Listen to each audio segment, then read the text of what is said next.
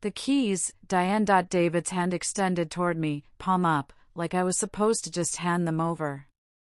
His voice was cold. Dead. The kind of voice that doesn't ask, it commands. I touched my burning cheek where his palm had just connected. My reading glasses were somewhere on the kitchen floor, one lens shattered. And all I could think was, this man just hit me in my own house and now he wants my dead husband's car. Did you hear me? His eyes narrowed. Give me the keys to the Corvette. Now. Behind him, my daughter Brooke stood frozen in the doorway, staring at the floor. Not at me. Not at her husband who'd just assaulted her mother. Just the floor. Brooke? My voice cracked. Baby, are you seeing this? She didn't move. Didn't speak. And that silence, that's what broke me. Welcome to Voice of Auntie Katie, family. If you're new here, welcome home. If you've been riding with me, thank you. Every single one of you matters. Your support keeps these stories alive, keeps these truths told. Before we dive in, let me say a quick word of prayer for you, because I believe in covering my people.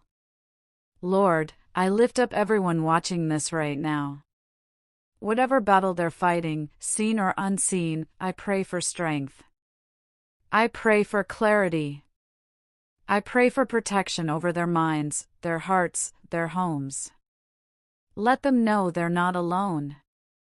Let them feel your presence. Cover them with peace that surpasses understanding. In Jesus' name, amen. Now, let's get into this story.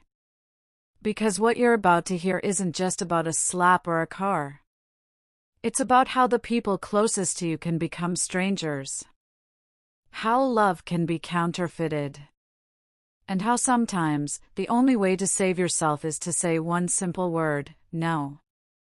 If this story touches you, if it makes you think, if it makes you feel something, hit that like button. Share it with someone who needs to hear it. And subscribe to Voice of Auntie Katie, because we're building a family of survivors here. People who refuse to be broken. Now, let me take you back to where this really started. I need you to understand something. The slap wasn't the worst part. The worst part was standing in my kitchen, the same kitchen where Paul and I had slow danced to Marvin Gaye on Saturday mornings, where I'd taught Brooke how to make her grandmother's peach cobbler, where I'd cried myself empty after Paul died and realizing my daughter had chosen this man over me. The sting across my face was real. Sharp. Hot. But the ache in my chest? That was the kind of pain that doesn't fade with ice or time. David stood there, hands still extended, waiting for me to comply. Like I always had. Like he knew I would, but something in me had shifted. No. The word came out quiet. Steady. And for the first time in 6 months, I wasn't apologizing for taking up space in my own life. David blinked. Actually blinked, like he couldn't process what he'd just heard. What did you just say to me? I said no. I straightened up, even though my legs were shaking. You've taken enough from me, David. You're done. His face darkened. That smooth, charming mask he wore for the world cracked just enough for me to see what lived underneath. Rage. Cold, calculated rage. Diane. His voice dropped low, dangerous. Don't make this harder than it needs to be. That car is wasted sitting in your garage. You don't even drive it. Paul's dead. He doesn't need it. And honestly, after everything Brooke and I have done for you, the least you could do is, done for me? The laugh that came out of my throat was harsh. Bitter. What exactly have you done for me, David? Besides isolate my daughter? Besides take $42,000 of my money? Besides treat me like an ATM with feelings? Brooke's head snapped up. Her eyes were wide, wet with tears, but she still wasn't moving. Still wasn't speaking. And I realized she'd known. Maybe not all of it. But she'd known something was wrong and chosen to look away. That hurt worse than the slap. David's jaw tightened. You're being dramatic. We borrowed that money. We're going through a rough patch. Families help each other. Families don't hit each other. I pointed at my face, already feeling the swelling start. Families don't gaslight each other. And families sure as hell don't demand the one thing that means everything. I lipped past him to Brooke. My baby girl. My heart walking around outside my body. Brooke, are you going to say something? Or are you just going to stand there and let your husband assault your mother? Her mouth opened. Closed. Opened again. Mom, her voice was so small. So broken. You don't understand. Things are complicated. David's been under a lot of stress and you keep pushing and I keep pushing? The words hit me like another slap. Baby, I haven't seen you in 3 weeks. You won't return my calls. You canceled Sunday dinner 4 times in a row. And when I finally get you here, I find out your husband has been lying to both of us. So tell me, what am I pushing, exactly? David moved then. Fast. He wasn't going for me, he was going for the keys hanging by the back door. Paul's keys. The vintage leather fob worn soft from decades of his touch. I moved faster. My body blocked the doorway before my brain caught up with what I was doing.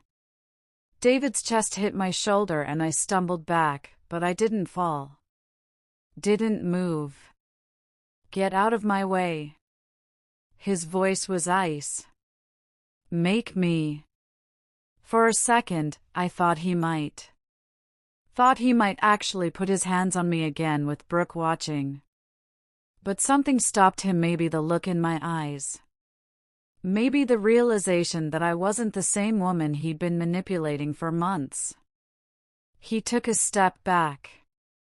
Ran his hand through his hair.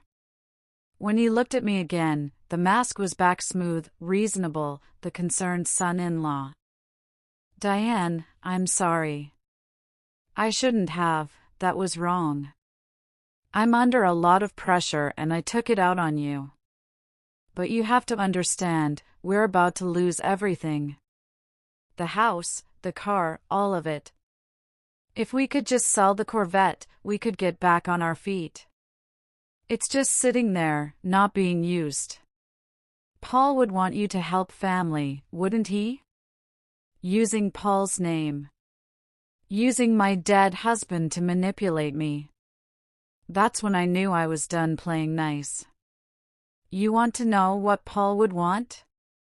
My voice was steady now. Cold.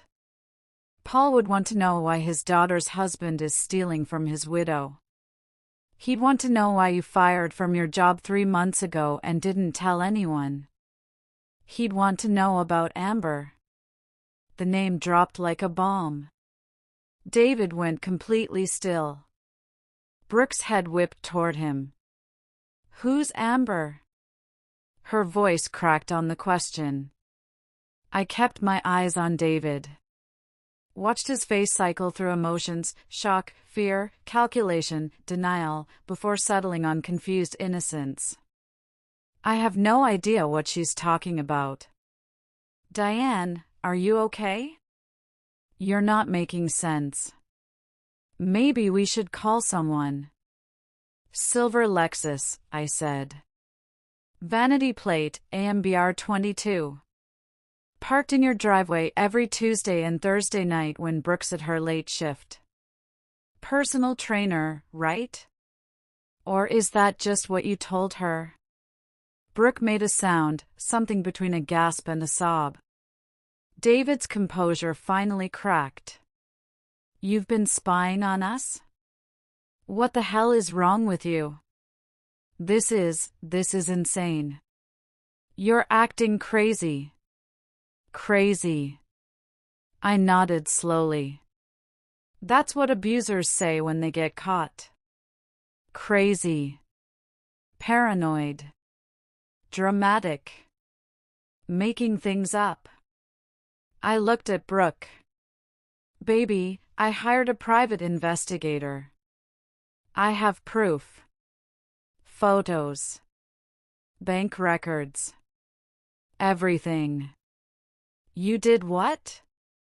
David's voice rose. You investigated me? Your own son-in-law? Who does that? Someone who loves her daughter more than she fears looking foolish. But I'm getting ahead of myself. Let me take you back. Back to before David. Before the lies. Before I became the villain in a story I didn't even know I was living. 2 years before that kitchen confrontation, I buried Paul. We were supposed to grow old together. Supposed to take that Corvette he'd restored, bolt by bolt, weekend by weekend, with his calloused hands and patient heart, and drive it to California. We had a savings account labeled California trip, someday. We had plans. Dreams. Then one Tuesday morning, he collapsed in the garage. Aneurysm.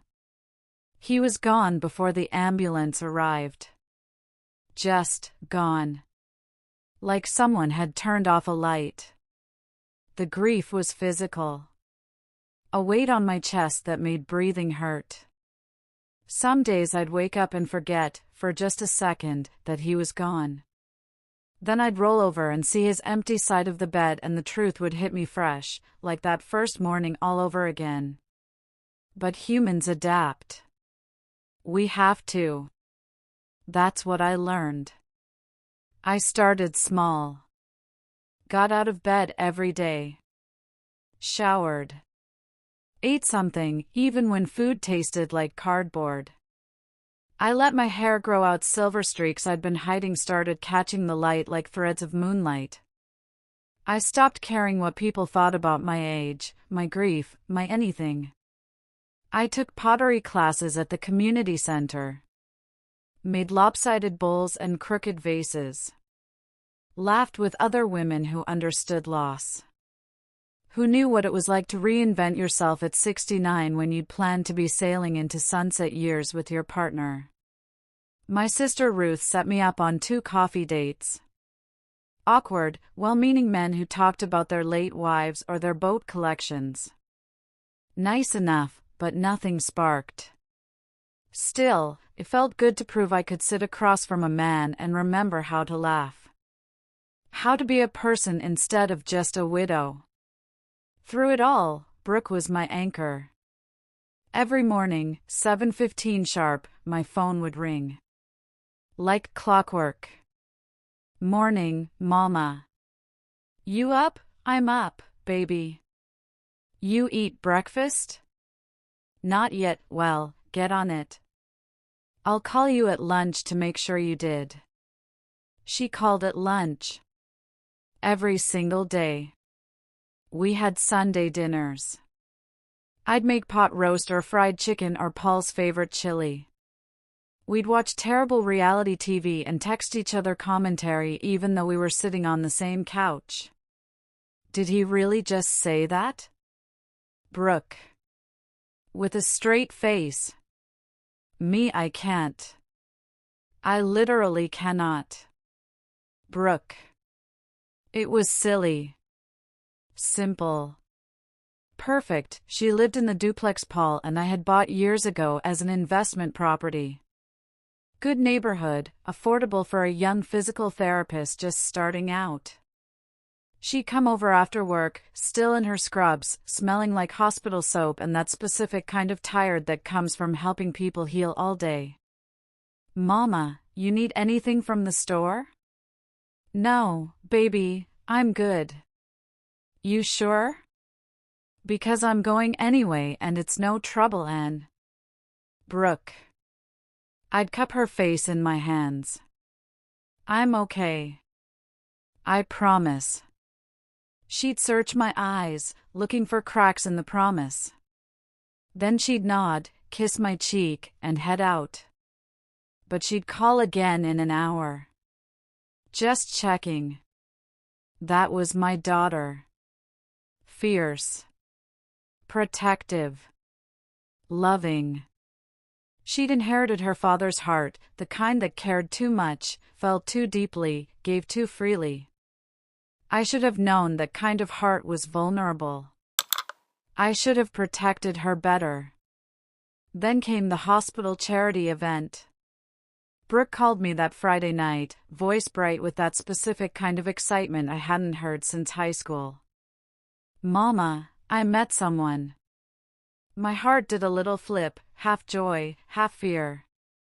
Every parent knows that tone. The tone that means everything's about to change. Tell me about him. His name's David. David Kensington. He works in medical sales, you know, the reps who come through the hospital. We got to talking at the fundraiser and, Mama, he's different. He really listens. Like, actually listens. He asked me about Dad. About you. About what it was like growing up. He wanted to know everything. Something in my chest tightened. But I pushed it down. She was happy. That's what mattered. When do I get to meet this David? Next week? I know it's fast, but I really want you to meet him. He wants to meet you too. He said, any woman who raised a daughter like you must be incredible. Isn't that sweet? It was sweet. Too sweet, maybe. But what did I know? I was an old widow whose last date had talked about his fishing boat for 45 minutes straight. Maybe young love was supposed to be that intense. The following Sunday, David came for dinner. He showed up with expensive wine, the kind with the pretty label that screams, I spent more than I should have to impress you. He wore a suit. Not church nice, actual tailored, probably cost more than my mortgage nice. His shoes were shined. His smile was perfect. Too perfect. Mrs. Mitchell. He took my hand in both of his. Brooke has told me so much about you. Thank you for having me. Call me Diane, I said, studying his face. Early 30s, clean-cut, confident in that way men are when they've practiced being charming. And you're welcome. Any friend of Brooks's family. His eyes lit up at the word family. Should have been my first clue. Dinner was smooth. Too smooth. He complimented my cooking with the exact right amount of enthusiasm, not over the top, just appreciative. He asked thoughtful questions about Paul's work as a mechanic, about how we'd met, about the Corvette in the garage. A 67 Stingray? Nassau Blue? He whistled low. That's a holy grail car. Your husband had incredible taste. He restored it himself, I said, watching him. Took him 5 years. Every bolt, every wire, every bit of chrome. It was our dream project. And now it just sits in the garage? He tilted his head, sympathy dripping from his voice. That must be hard. Seeing it every day, knowing you were supposed to take that California trip together. How did he know about California? I glanced at Brooke. She was looking at David like he'd hung the moon. Like everything he said was gospel. I told him about your trip plans, she said softly. About how you and Daddy wanted to drive the Pacific Coast Highway. It's not too late, you know. David leaned forward, elbows on my table. You could still take that trip. Honor Paul's memory by living the dream. It sounded reasonable. Supportive, even. But something about the way he said it, the way his eyes flicked to the garage door, made my skin prickle. I excused myself to get dessert.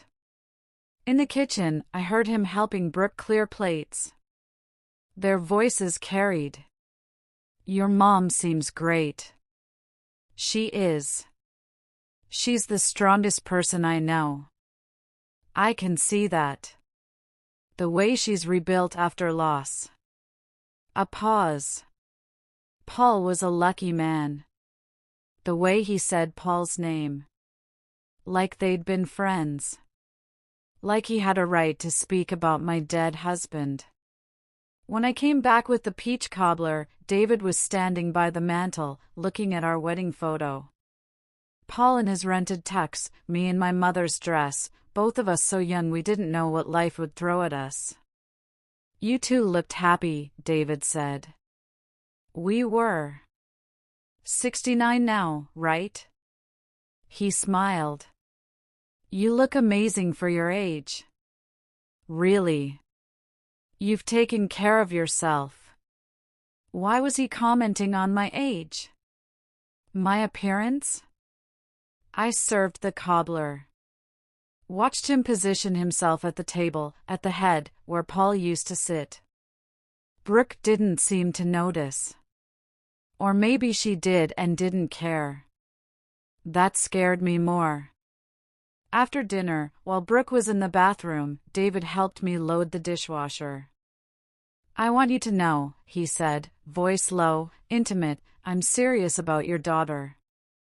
I know it's early, but I see a future here. And family's important to me.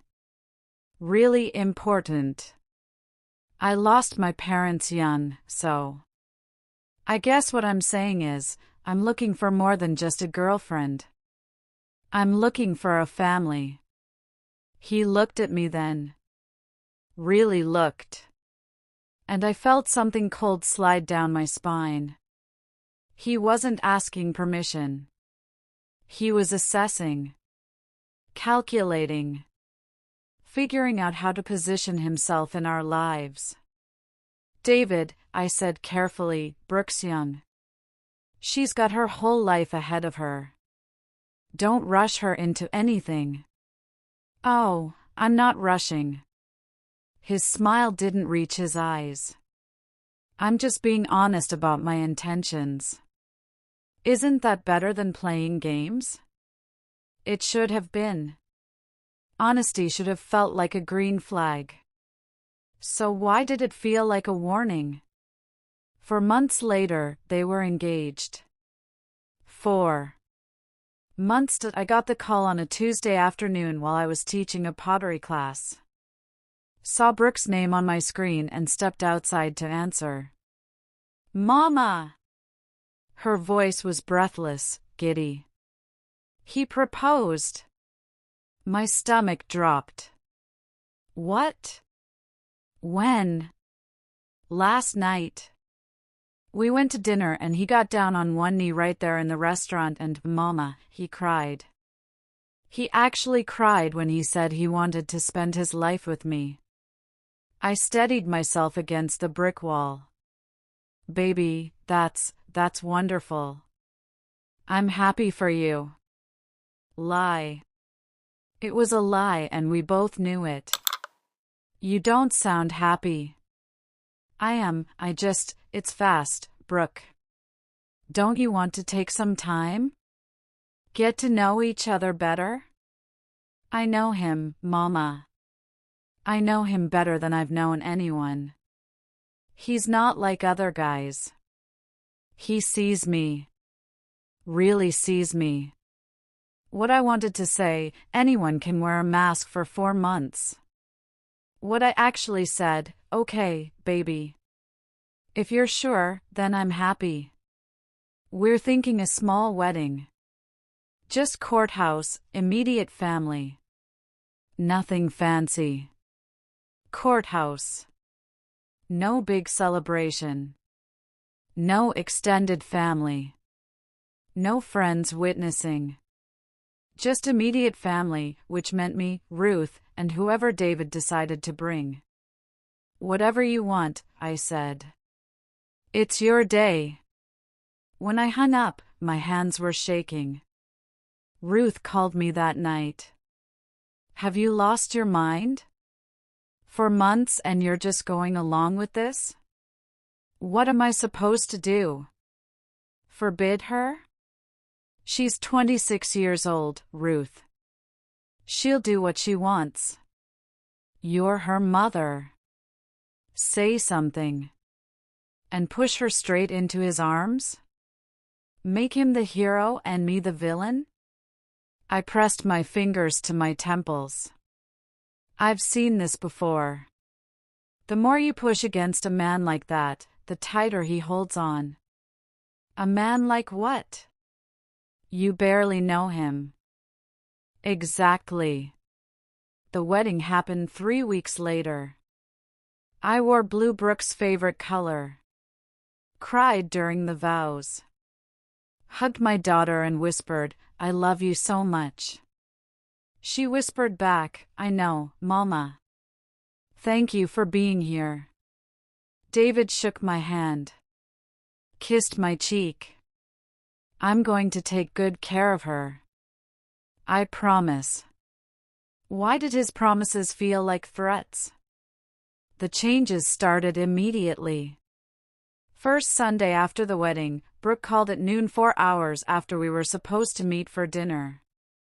Mama, I'm so sorry. David's not feeling well and I can't just leave him alone on our first weekend as a married couple, you know? Of course. Tell him I hope he feels better.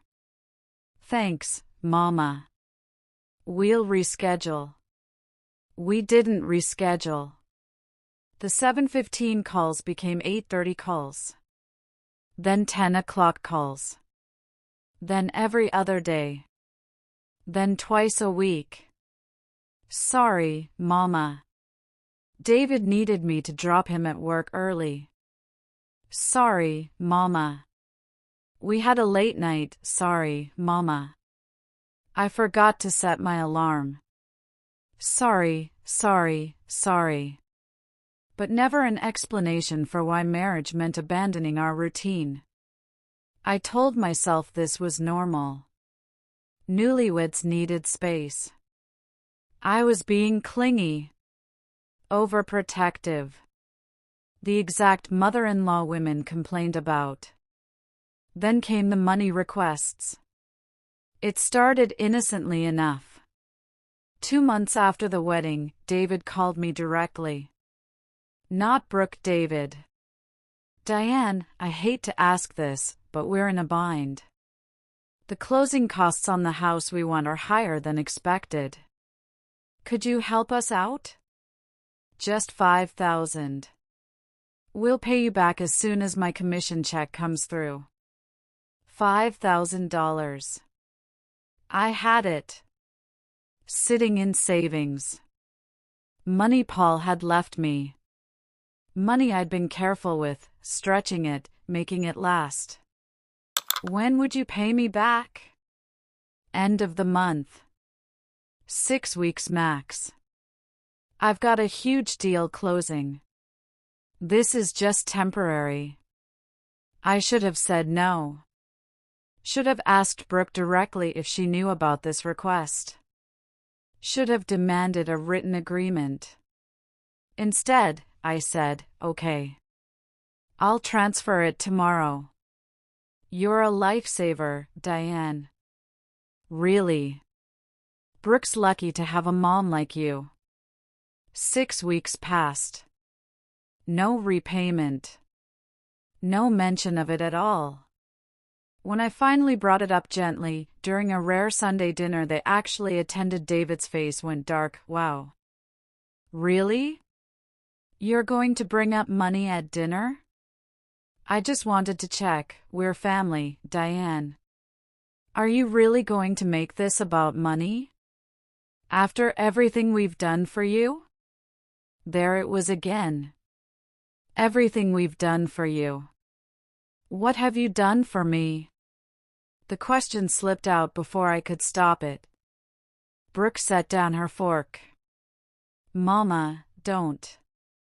I'm genuinely asking. What have you done that means I shouldn't ask about $5,000 I was promised back? David stood up. Threw his napkin on the table. Come on, Brooke.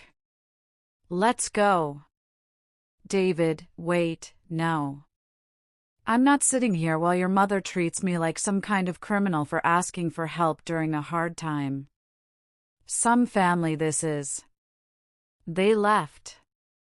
Didn't even finish their plates. Brooke called me the next day, voice tight with frustration. Mama, why would you do that? Why would you embarrass him like that? I didn't embarrass him. I asked a question. You made him feel small. Like he's not good enough. Like we're not good enough. That's not what I do. You know how hard things have been. His company restructured. His commissions got delayed. We're barely keeping our heads above water, and all you care about is your money? My money. Not their repayment. Not their promise. My money, like I was being selfish for wanting it back. Brooke, I just asked. I have to go. David needs me. Click. She didn't call the next morning. Or the one after that. A week later, David called again. Voice smooth, apologetic. Diane, I owe you an apology. I overreacted at dinner. Things have just been so stressful and I took it out on you. That wasn't fair. It's okay. No, it's not. You were right to ask about the money. I should have communicated better. The thing is. He paused. Sighed. The commission got delayed again. Company politics, you know how it is. But I have another favor to ask, and I completely understand if you say no. Here it comes. Brooke's student loans are crushing us. If we don't make a payment soon, they're going to default. Could you help us out? Just $3,000. And before you ask, yes, I'll pay back the full $8,000. I promise. $8,000. Not $5,000 repaid and a new $3,000. $8,000 total, which meant he wasn't planning to pay back the original $5,000 at all. David, I don't know. Please, Diane. I'm begging you. I can't let Brooke's credit get ruined because I couldn't provide for her.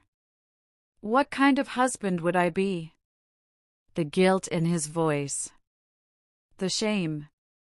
The way he made it about being a good husband instead of about my money. I transferred the $3,000. Then came the car payment emergency. $2,000. Then the medical bills. $1,500. Then the credit card debt. $4,000. Then the investment opportunity that would pay me back triple. $5,000. I stopped counting after $42,000. $42,000 in 8 months. I refinanced Paul's life insurance payout. Dipped into the California trip savings until it was empty. Started eating cheaper meals so I could send them grocery money when they needed it. And every single time I asked about repayment, David's face would darken. Where family, Diane. Or Brooke would get defensive. Do you want us to be homeless, Mama?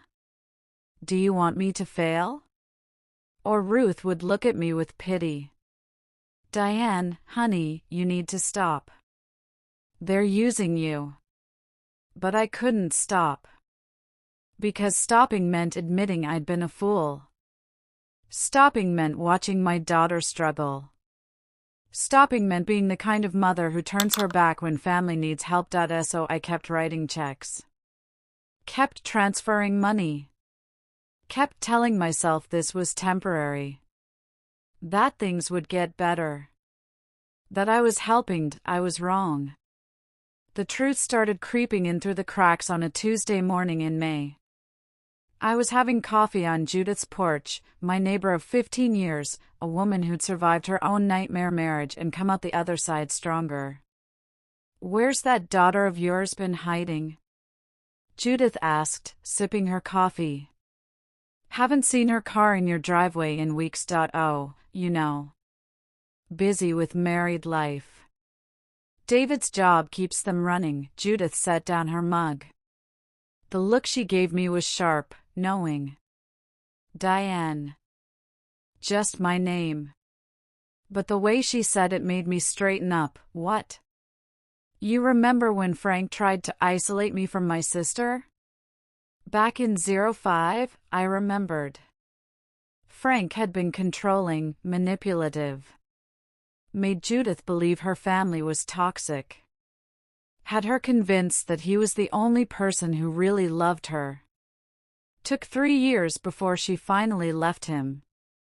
"This isn't the same," I said automatically. "Isn't it? Think about it. First, he made me feel guilty for wanting my own time. Made every visit to my sister feel like a betrayal. Then he convinced me my family was trying to control me, that they didn't understand our love. Then he started controlling every dollar." My coffee had gone cold in my hands. "Diane, honey, when's the last time you saw your daughter without him in the room?" I opened my mouth to answer. Closed it. Thought harder. Couldn't remember. Every visit, David was there. Every phone call, I could hear him in the background. Every text, she'd mention we instead of I. "We can't make Sunday dinner, we're going through a hard time. We need your help." When had Brooke become a we without being an I first? "She's just busy," I said weakly. Judith reached across and squeezed my hand. "I'm not saying David's like Frank. I'm just saying, pay attention. Trust your gut.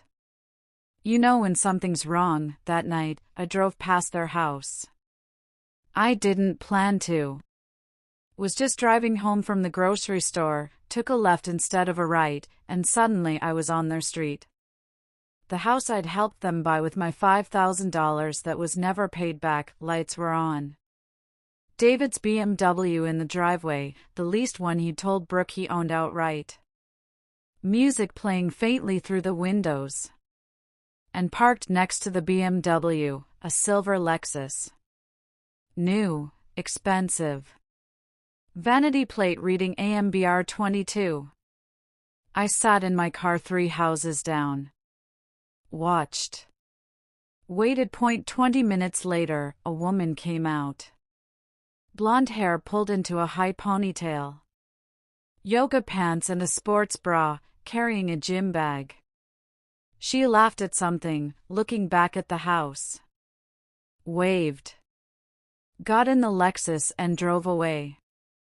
David appeared in the doorway. Casual. Comfortable. Waved back. Closed the door. I gripped my steering wheel until my knuckles went white. A colleague. Had to be a colleague. Or a friend of Brooke's. Or a trainer. Didn't she mention David was getting in shape? But then why did my stomach feel like I'd swallowed rocks? I drove home. Didn't sleep. Stared at the ceiling and replayed every interaction with David. Every request for money. Every time he'd positioned himself between me and Brooke. At 2 a.m., I got up and made a list. Things that don't add up, says his commission got delayed but drives a BMW house in foreclosure? Check public records. AMBR 22, who is she? Why does Brooke never call anymore? Why do I feel like I'm going crazy? At 6 a.m., Ruth called. You sound terrible. What's wrong? I told her everything. The money. The isolation. The Lexus. The feeling that something was deeply, fundamentally wrong. Ruth was quiet for a long moment. Diane, I'm going to say something and you're going to hate me for it. Say it. I think he's using you. I think he targeted Brooke to get to your money. And I think that Lexus belongs to another woman. You don't know that. Neither do you. But there's a way to find out. How? Hire someone. A professional. Someone who can get real answers. You mean a private investigator? I mean someone who can tell you if you're crazy or if your instincts are right. Because Diane, your instincts have been screaming for months. Maybe it's time you listened. I found Jillian Wade through Ruth's lawyer friend. 50-something, gray hair cut sharp, eyes that probably saw lies before people opened their mouths. We met at a coffee shop in a neighborhood where no one would recognize me. Tell me what you need, she said. No pleasantries. Just business. I told her. All of it. Felt pathetic saying it out loud, a 69-year-old woman spying on her son-in-law because she had a feeling. Jillian didn't make me feel pathetic. She made me feel heard. How much money has he taken? 42,000. Maybe more. I stopped counting. She whistled low. And he's shown no signs of paying it back? He promises. But something always comes up. They always do. She pulled out a contract. I charge $100 an hour plus expenses. This kind of case usually takes 2 to 3 weeks. Maybe longer if he's careful. Whatever it takes. One more thing. She looked at me hard. Sometimes people hire me hoping I'll prove them wrong. Hoping their suspicions are just paranoia. Are you prepared for me to confirm what you already know? I thought about Brooke. About Paul. About the Corvette sitting in my garage and the California trip we'd never take. I'm prepared. 3 weeks later, Jillian called. We need to meet. Today. I'll come to you. She showed up at 2 p.m. with a folder thick enough to be a novel. Sat at my kitchen table. Looked at me with something that might have been sympathy. How bad is it? I asked. Bad. She opened the folder. Inside, photographs, bank statements, marriage certificates, police reports, forum posts, medical records. David Kensington isn't his real name. He was born David Dale Kincaid in Tulsa, Oklahoma. Changed it legally 8 years ago after his second divorce. Second? Third, actually. First wife was named Sharon, married when he was 23. She was 45, owned a successful catering business. Marriage lasted 2 years. Ended with her filing for financial abuse. He walked away with $30,000 in the settlement. My hands started shaking. Second wife was Linda. 52, worked as a hospital administrator. Sound familiar? He met her through her daughter, who was a nurse. Married 18 months. She filed for divorce after discovering he'd refinanced her house without her knowledge and pocketed the money. Settlement, $40,000. Oh God. Third wife, before Brooke, was Patricia. 49, owned a small chain of bakeries. Same pattern. Met her through her daughter. Married a year. She filed for financial elder abuse. He disappeared before the case went to court. No settlement, but she lost over $60,000. Jillian pulled out photos. David with Sharon. David with Linda. David with Patricia. Different haircuts, different styles, but the same calculated smile. He has a type. Older women with money, access through their daughters. He marries the daughter, isolates her from the mother, then systematically drains the mother's finances while maintaining the facade of being a devoted son-in-law. And Brooke? Brooke is victim number 4. But you're the target. She pulled out more photos. David and a blonde woman, the Lexus owner. Kissing outside a downtown apartment. Grocery shopping together. Walking hand in hand through a park. Her name is Amber Hayes. Personal trainer, 32 years old. They've been together for 2 years. Since before he met Brooke. 2 years. He'd been with Amber when he showed up at that charity event. When he charmed my daughter. When he proposed. When he stood at that courthouse and promised to love, honor, and cherish. All lies. The apartment is his. Leased in his name. He stays there Tuesday and Thursday nights when Brooke works late. She thinks he's at business dinners. Does Amber know about Brooke? She knows he's married. He told her the marriage is a financial arrangement. That he's getting divorced as soon as he secures the assets.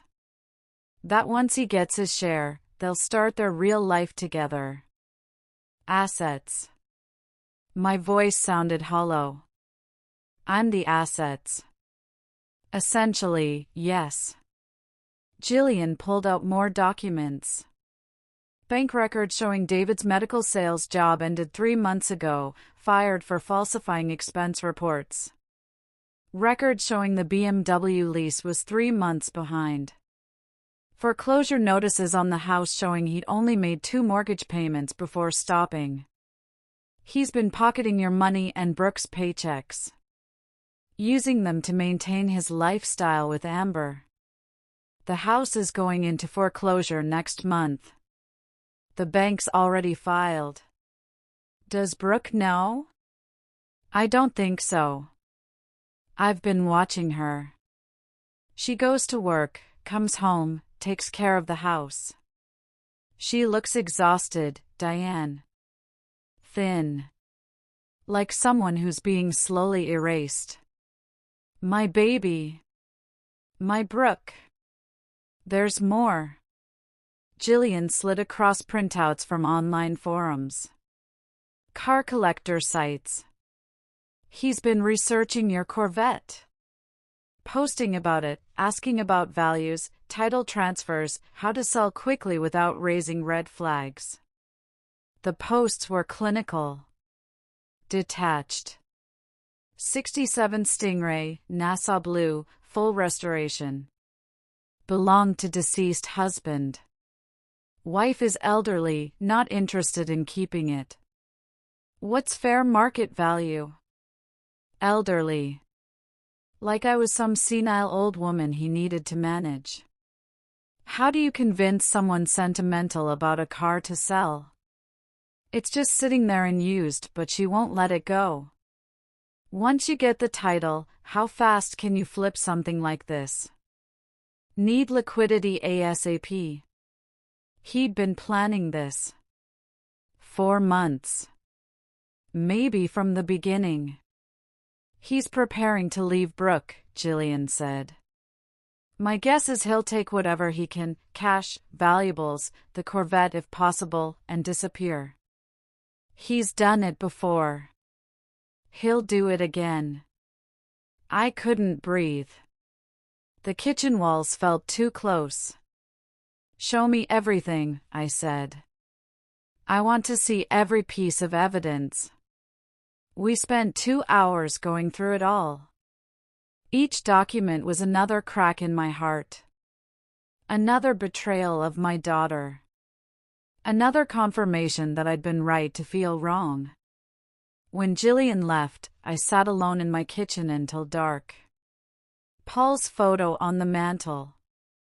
The Corvette keys hanging by the door. The empty California trip savings account. David Kincaid, because I refused to call him Kensington anymore, had stolen my money. He was stealing my daughter's youth, her trust, her spirit. He tried to steal my relationship with Brooke by making me the villain. But he would not steal Paul's car. And he would not steal my silence.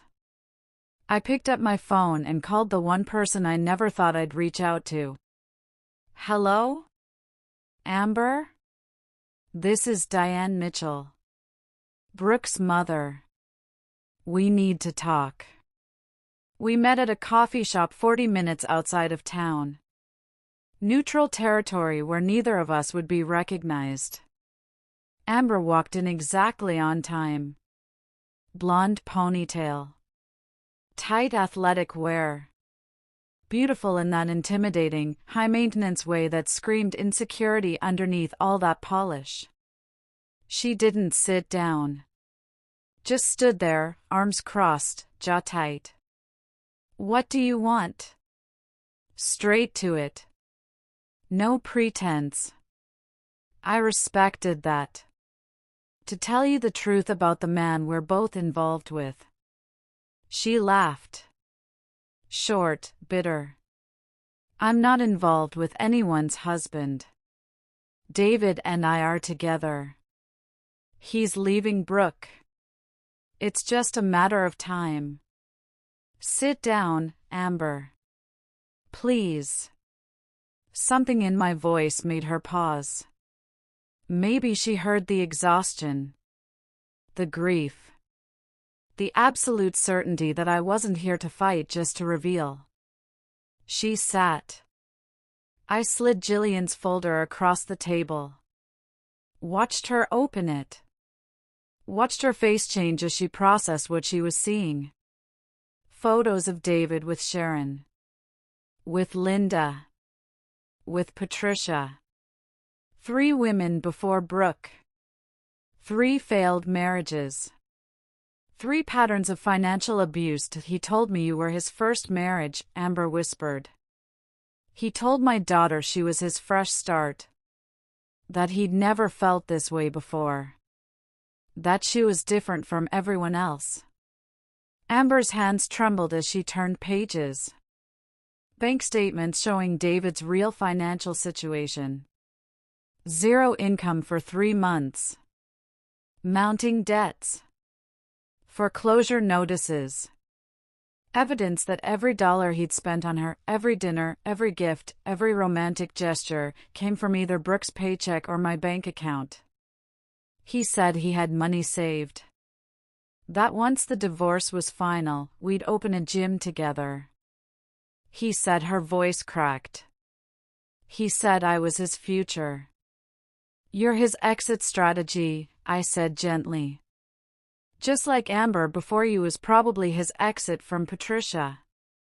Just like the next woman will be his exit from you. She looked up at me. Mascara starting to smudge. The next woman? Men like David don't change, honey. They just find new victims, she read for 20 minutes. I let her process. Didn't rush. Just waited. Finally, she closed the folder. What do you want from me? Help me protect my daughter. Help me expose him before he destroys what's left of Brooke's life and disappears with whatever he can carry. Why would I help you? You're the reason he's stuck in that marriage. Am I? Or am I just the money keeping him comfortable while he plans his next move? I leaned forward. Amber, I've given him $42,000 in 8 months.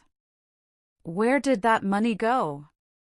Not to the mortgage, the house is in foreclosure. Not to bills, I've seen the late notices. So where? She was quiet. Ask yourself this, when he's drained me dry and left Brooke with nothing, do you really think you'll be different? Or are you just the next Mark? I watched the realization settle over her face. The humiliation. The anger. That specific kind of rage that comes from discovering you've been played. What do you need me to do? The plan was simple. Dangerous. But necessary. First, I secured the Corvette. Transferred the title into a trust that would take months of legal proceedings to touch. Called my lawyer and documented every transaction I'd made to David and Brooke. Gifts, not loans, but if I could prove fraud, maybe recoverable. Then I called Brooke. My voice was soft. Defeated. Exactly what David would expect after months of training me to feel guilty. Baby, I need to apologize. Mama? She sounded surprised. Hopeful. I've been too hard on you and David. Too controlling. I was so worried about losing you that I pushed you away. Can you both come to Sunday dinner? I want to start over. Make things right. Silence. Then, hold on. Muffled conversation. David's voice in the background, though I couldn't make out words. Brooke came back on. We'll be there. 6 o'clock? Perfect. And Brooke? I love you. Love you too, Mama. Saturday night, I practiced. Stood in my kitchen and rehearsed the words I'd say. The way I'd reveal the truth. How I'd protect my daughter while exposing her husband. Ruth came over, worried. What if he gets violent? What if Brooke doesn't believe you? What if, then I'll know I tried. I can live with that. Sunday morning, I cooked. Pot roast, Brooke's favorite. Mashed potatoes. Green beans. Peach cobbler for dessert. Set the table like I was setting a stage. Because that's what this was. A performance. One final act.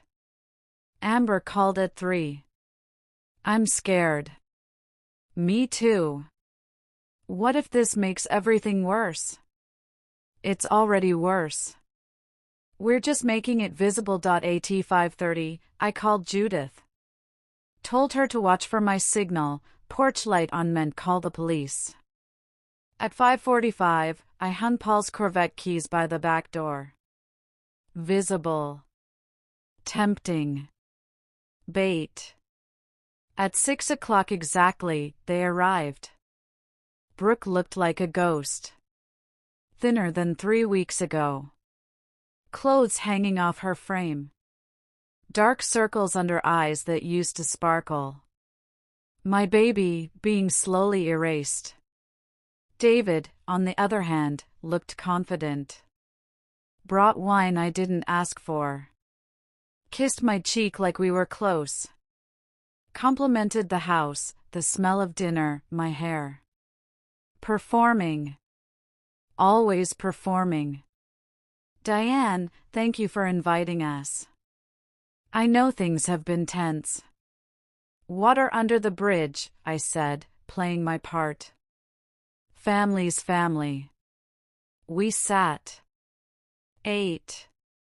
I apologized for being overbearing, for not respecting their marriage, for making things about money when I should have just been supportive. David accepted my contrition with grace. Magnanimous. Forgiving. Brooke looked relieved. Desperate to believe we could go back to normal. That the fractures in our family could heal with one dinner. I served dessert. Sat back down. Took a breath. Actually, there's something I need to discuss. I'm thinking of selling Paul's Corvette. The shift in David was immediate. Subtle, but I saw it. The way his shoulders straightened. Eyes sharpened. Attention focused completely on me. Really? That's a big decision, Diane. I know. But it just sits in the garage. Maintenance costs add up. And honestly, I could use the money. Things have been tight since. I let the sentence trail off. Let him think I was struggling financially. Let him think he'd won. I could help you find a buyer. His voice was careful.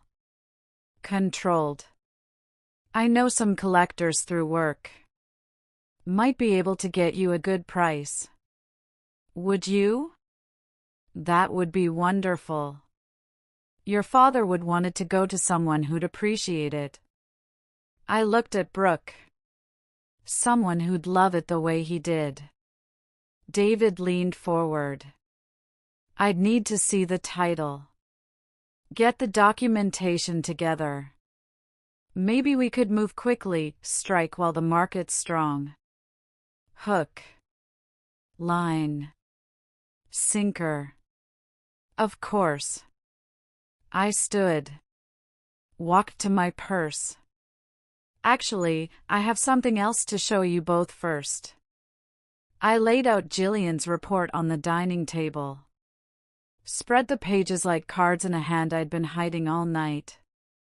Photos of David and Amber. Kissing. Holding hands. Grocery shopping like a couple. Bank records showing the foreclosure. Printouts from car forums where he'd researched selling the Corvette. Marriage certificates from Sharon, Linda, Patricia. Police reports. Testimonies. Every lie. Every manipulation. Every theft. The silence was massive. Crushing, Brooke reached for the papers with shaking hands. I watched her read. Watched understanding dawn.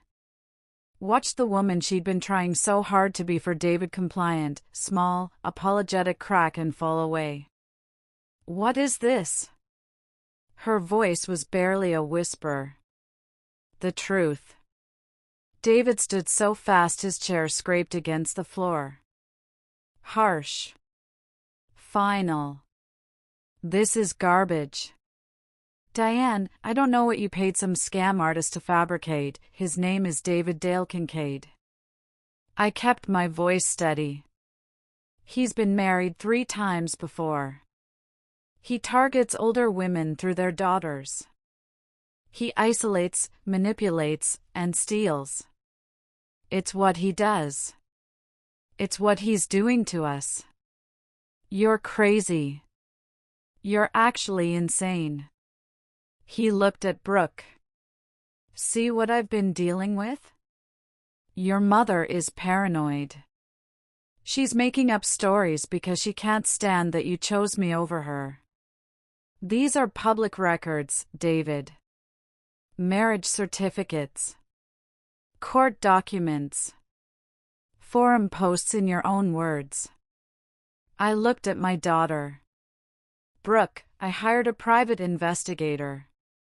Everything here is verified. He's been lying to both of us from the beginning. Brooke, don't listen to her. She's trying to destroy us. She's jealous. She's alone and bitter and she can't stand to see you happy. Is Amber real? Brooke's voice cut through his performance. David froze. Is she real? The woman in these photos. AMBR 22. Is she real? She's a colleague. Your mother is taking innocent photos, and stop lying. Brooke stood, photos clutched in her hands. Just stop. I'm so tired of the lies. The excuses. The constant need for money. The way you make me feel crazy for questioning anything. Just tell me the truth. For once. Just tell me the truth. He changed tactics. Softened. Reached for her. Baby, listen, don't touch me. She stepped back. Answer the question. Who is Amber? The mask slipped. Just for a second. And in that second, I saw the real David Kincaid. Cold. Calculating. Already figuring his next move. Someone I talked to. That's all. Your mother has blown this completely out of proportion. He lunged. Not toward Brooke. Not toward me. Toward the keys hanging by the back door. I moved to block him. His hand connected with my face before I even saw it coming. The slap was hard. Professional. The kind that comes from practice, from doing this before. My glasses flew off. Hit the tile. One lens shattered. For a moment, everything was silent except the ringing in my ears. The keys, Diane. His hand extended. Voice flat. Dead. Give them to me. Now. Behind him, Brooke stood frozen. Phone in her hand. Recording. No. He blinked. Actually blinked, like he couldn't process the word. What did you say? I said no. I touched my burning cheek. Felt the heat. The swelling starting. You've taken enough. You're done.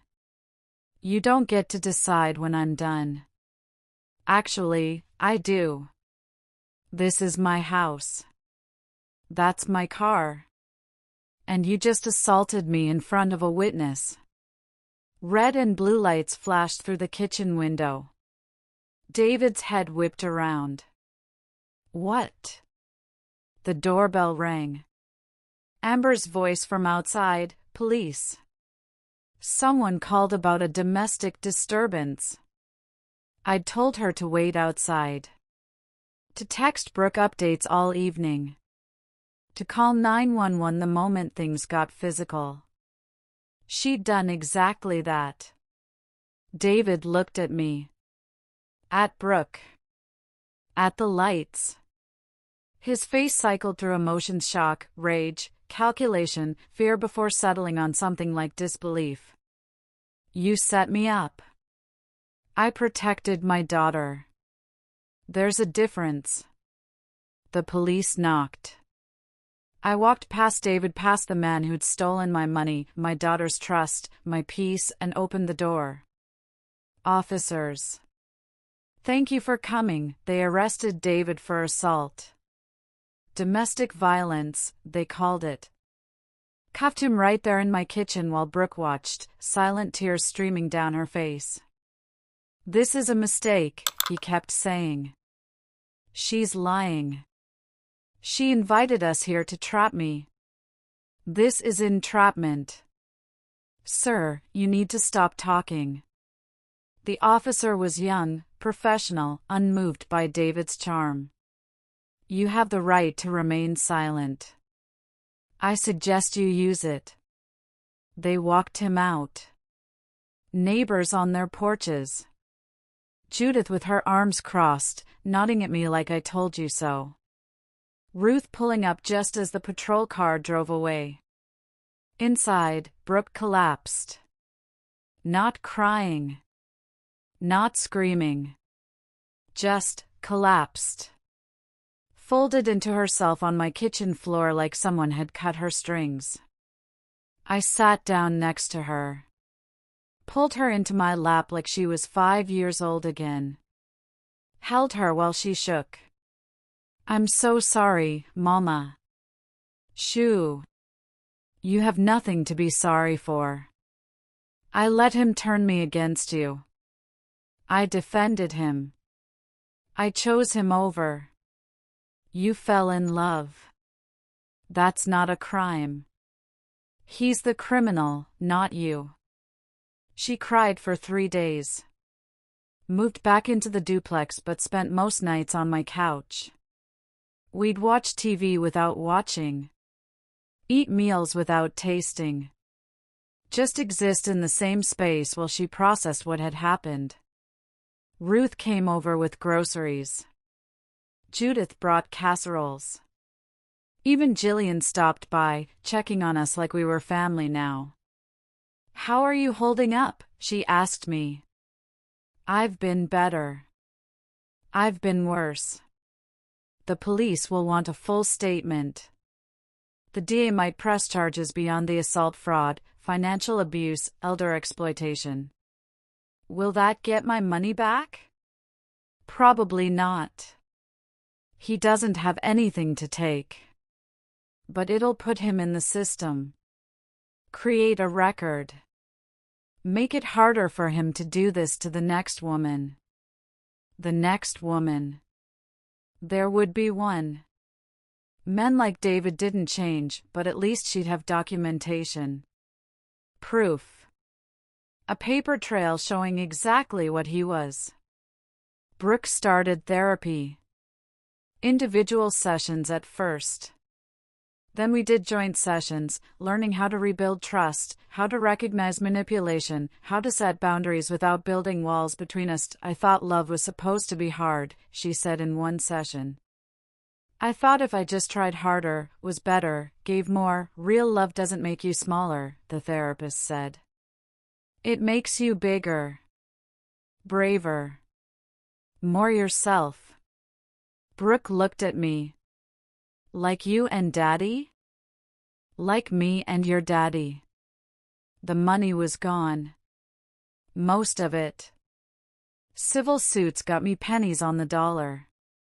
David had nothing, no assets, no income, just debt and lies. But I'd saved the Corvette.